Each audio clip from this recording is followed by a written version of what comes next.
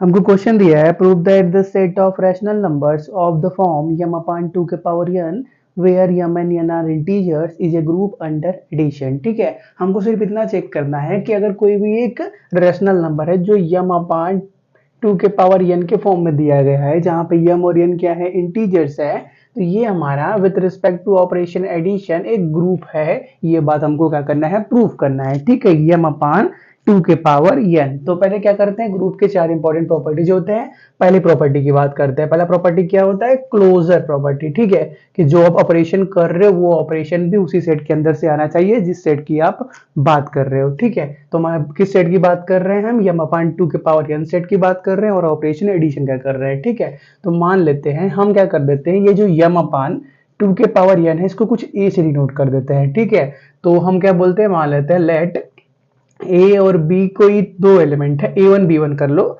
जो क्या ए सेट से बिलोंग करते हैं। कहने का मतलब A1 की जगह मान लेते हैं, लिख लेते हैं where A1 is equal to m1 upon 2 के पावर n1 और A2 is equal to m2 अपान 2 के पावर n2। अगर हम क्या करते हैं, A1 प्लस A2 करते हैं तो वो भी कुछ इसी फॉर्म का मिलने वाला है। ठीक है, m1 प्लस m2 मतलब क्या, m1 अपान 2 के पावर n1 प्लस m2 अपान 2 के पावर n2 करोगे तो देखो यार, ये जो आपको दिख रहा है ये भी कुछ p बाई क्यू फॉर्म की तरह दिख रहा है। तो हम क्या बोलेंगे, here here A1 plus A2 also belongs to set A। ये जो सेट A है इसी के अंदर से आएंगे, तो हम क्या बोलेंगे कि A with respect to operation addition is closed है। मतलब क्या, क्लोजर प्रॉपर्टी को क्या कर रहा है, होल्ड कर रहा है। ठीक है, आप क्या करो, इसको नोट करो। नेक्स्ट प्रॉपर्टी क्या होती है ग्रुप की, एसोसिएटिव प्रॉपर्टी। तो उसको हम यहाँ पर देख लेते हैं। ठीक है, एसोसिएटिव प्रॉपर्टी, एक सेकेंड, चलो कंटिन्यू करते हैं। एसोसिएटिव, तो इसमें हम क्या करेंगे, तीन एलिमेंट के ऊपर चेक करेंगे एसोसिएटिव। तो मान लेते हैं लेट A1 A2 A3 कोई तीन एलिमेंट है जो क्या A के अंदर से आते हैं। ठीक है, तो एसोसिएटिव के लिए आपको क्या दिखा रहा है कि अगर हम A1 प्लस A2 करते हैं, जो मिलता है उसको A3 से ऐड करते हैं, या हम A2 A3 को पहले ऐड करते हैं, फिर जो मिलता है उसको A1 से ऐड करते हैं, दोनों रिजल्ट बराबर आना चाहिए। तो आपको भी मालूम है एडिशन के केस में हमेशा ये वैलिड होता है। तो हम क्या बोलेंगे कि the set of all A with respect to addition is also associative. क्या होते हैं, एसोसिएटिव हमेशा ही होते हैं। फिर क्या होता है ग्रुप की next property, existence of identity. ठीक है, क्या होता है, एग्जिस्टेंस ऑफ आइडेंटिटी।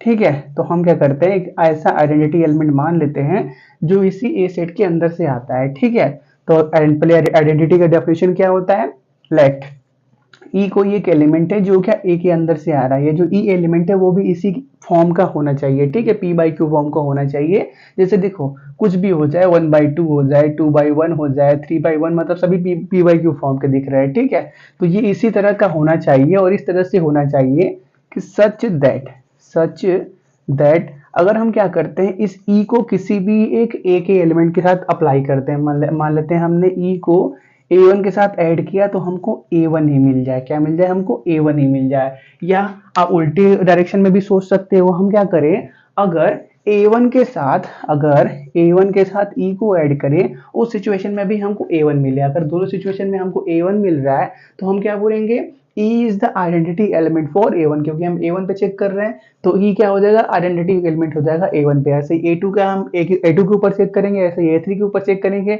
फिर जो एक कॉमन एलिमेंट मिलेगा वही क्या होगा, A के लिए आइडेंटिटी एलिमेंट होगा। ठीक है, तो हम क्या करते हैं, हम क्या जानते हैं, वी नो दैट जीरो, एक नंबर हमारे पास जीरो होता है जिसको हम पी बाई क्यू के बराबर लिख सकते हैं। कैसे लिख सकते हैं, 0/1 कर लो, इसका मतलब भी जीरो ही होता है। ठीक है, अब 0/1 कुछ m/2 के पावर n की तरह दिख रहा है। ठीक है, तो 2 के पावर n की तरह बनाना है तो इसको क्या कर लो, 2 के पावर कुछ भी मान लो, 2 के पावर 1 मान लो। अब ऊपर जीरो है, नीचे कुछ भी रहे, फर्क नहीं पड़ता, हमेशा ही जीरो बनने वाला है। ठीक है, यहाँ पे n इंटीजर बोला है ना, तो इंटीजर के अंदर जीरो भी आता है, तो आराम से ये बात हो सकती है। ठीक है, चलो, तो ये हो गया, we know that zero belongs to set A such that पीछे दिख रहा है, हाँ, सच दैट जब भी हम 0 प्लस A1 करेंगे तो हमको क्या मिलेगा, A1 मिलेगा, या हम A1 प्लस 0 करेंगे फिर भी हमको A1 ही मिलने वाला है, तो हम क्या बोलेंगे, 0 is the identity element for A1। ऐसे ही अगर हम A2 के बारे में बात करें तो A2 के साथ 0 को ऐड करो A2 मिलेगा, या 0 के साथ A2 को ऐड करो 0 ही मिलने वाला है, मतलब A2 के लिए भी आइडेंटिटी एलिमेंट 0 हो गया। ऐसे ही A3 के लिए भी आइडेंटिटी एलिमेंट 0 हो गया, मतलब हमको क्या पता चल गया, 0 is the identity element for A1, sorry 0 is the identity element for A। तो हम क्या बोलेंगे, लास्ट लाइन एक स्टेटमेंट लिख देते हैं, 0 is the identity element for set A with respect to operation addition. Addition के रिस्पेक्ट में A के लिए आइडेंटिटी एलिमेंट क्या है, 0 है। ठीक है, आप क्या करो, इस बात को नोट करो। फिर क्या ग्रुप की लास्ट प्रॉपर्टी होती है एग्जिस्टेंस ऑफ इनवर्स के बारे में। ठीक है, तो चलो हम उसी के बारे में बात करते हैं, इतना नोट करो पहले। चलो क्लोजर साइड को हटा देते हैं। तो एग्जिस्टेंस ऑफ इनवर्स, ठीक है, पावर ऑफ टाइम देखना चाहते हो, कभी ये वाइट था, टाइम के साथ अब शायद ही वाइट हो पाए धोने के बाद भी। ठीक है, चलो तो एग्जिस्टेंस ऑफ इनवर्स की बात करते हैं। ठीक है, तो लेट डी कोई एक ऐसा एलिमेंट है जो क्या ए के अंदर से ही आता है, ए के अंदर से ही आता है, मतलब उसी की तरह दिखता है, सच दैट अगर हम क्या करते हैं, डी प्लस कोई भी एक एलिमेंट पकड़ लेते हैं, मान लेते हैं A1 ही पकड़ा, तो हमको क्या मिल जाए, E मिल जाए, मतलब क्या आइडेंटिटी एलिमेंट मिल जाए। और आइडेंटिटी एलिमेंट कितना मिल चुका है, 0 मिल चुका है। तो हम क्या जानते हैं, इसी को लेकर आगे बढ़ सकते हैं। ठीक है, हम क्या जानते हैं कि 0 क्या मिल चुका है, आइडेंटिटी एलिमेंट मिल चुका है। तो हम सिंपली हमको यहाँ से D का वैल्यू निकालना है, ऐसा D का वैल्यू निकालना है जिसके लिए अगर हम D प्लस A1 करते हैं तो हमको क्या मिल जाए, 0 मिल जाए। ठीक है, तो चलो यहाँ से हम D के वैल्यू की बात करते हैं। तो D का वैल्यू कैसे मिलेगा, D is equal to minus का A1 हो जाएगा, इसको उधर भेज दो, माइनस का क्या हो गया, A1 हो गया। ठीक है, तो D is equal to minus A1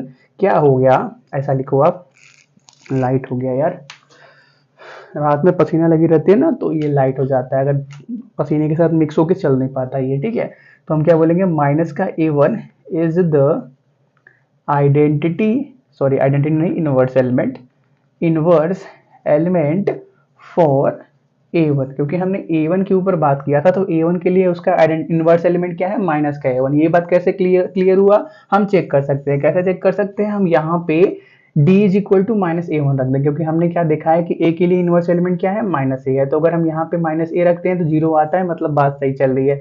तो D is equal to minus का A1 रखेंगे और प्लस A1 करेंगे तो कितना मिलेगा, 0 ही ना मिलेगा, मतलब बात सही है। माइनस A1 क्या हो गया, इनवर्स एलिमेंट हो गया A1 के लिए। ऐसे ही माइनस A2 क्या हो जाएगा, इनवर्स एलिमेंट हो जाएगा A2 के लिए। ऐसे ही माइनस A3 क्या हो जाएगा, इनवर्स एलिमेंट हो जाएगा A3 के लिए। तो हम जनरल लैंग्वेज में बोल सकते हैं कि the set of all A with respect to operation addition is also invertible, मतलब अपने इनवर्स पार्ट के साथ एग्जिस्ट करता है, इनवर्टेबल। ठीक है, मतलब जितना भी एलिमेंट है अपने इनवर्स पार्ट के साथ एग्जिस्ट करता है। ठीक है, अगर हमारे पास m अपान 2 के पावर n है तो माइनस m अपान 2 के पावर n भी एग्जिस्ट करता है, इंटीजर की बात चल रही है। ठीक है, चलो तो हम बात करते हैं, चारों प्रॉपर्टी हो गए, तो हम लास्ट में क्या बोलेंगे कि the set of all m upon 2 के power n with respect to operation multiplication is a group, क्या है, एक ग्रुप है। ठीक है, आप क्या करो, इसको नोट करो,